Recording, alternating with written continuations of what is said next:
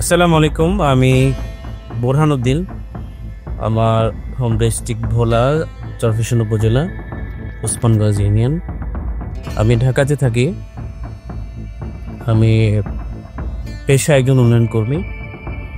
যথারীতি আজকে সকালে অর্থাৎ 23শে সেপ্টেম্বর 2025 আজকে সকালে আমি আমার অফিসে ফিঙ্গারপ্রিন্ট দিয়ে অফিসে প্রবেশ করি। যথারীতি আমি আমার কার্যক্রম চলমান রেখেছি, কাজ করছি।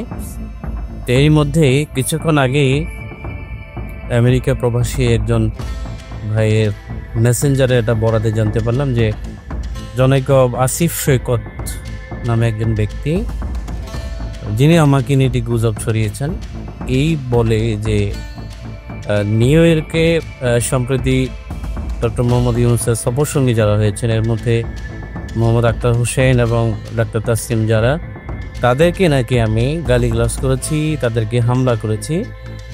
এই বরাতে তিনি আমার একটি ব্যক্তিগত পোস্টের স্ক্রিনশট এবং নিউ ইয়র্কে একজন ব্যক্তি যিনি হামলা করেছে তার ছবি, দুটি স্ক্রিনশট উনি পাশাপাশি দিয়ে বলেছেন যে এই সেই ব্যক্তি যিনি নিউ ইয়র্কে হামলা করেছে।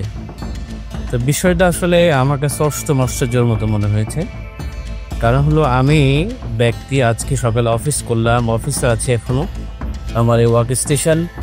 তো আমি কখন নিউ ইয়র্কে গেলাম, কখন সেখানে হামলা করলাম, এইটা আমার বোধগম্য নয়। আমার কাছে মনে হয়েছে যে তারা গুজবকে একটি শিল্পের পর্যায়ে নিয়ে যাচ্ছে। এটা কেমন ধরনের গুজব আমার মাথায় আসছে না। আমি ব্যক্তিগতভাবে ডক্টর আসিফ সৈকতকে চিনি না।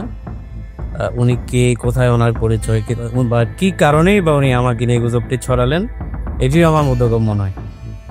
তো সভ্য মানুষ হিসেবে আমি যেটা বিশ্বাস করি যে কারো ব্যাপারে কোনো বিষয় না জেনে শুনে যাচাই বাছাই করে কোনো কিছু বলাটাও একটা অপরাধ। সেক্ষেত্রে আমি বলবো, নিজের সচেতন মানুষ বলে মনে করি আমি। তো উনি ওনার যে ফেসবুক পোস্টে যেখানে আমাকে নিয়ে গুজব ছড়িয়েছেন, অবিলম্বেই তিনি সেটি প্রত্যাহার করবেন এবং পোস্টটি উনি ডিলিট করবেন বলে আমি প্রত্যাশা করছি। সবাইকে ধন্যবাদ।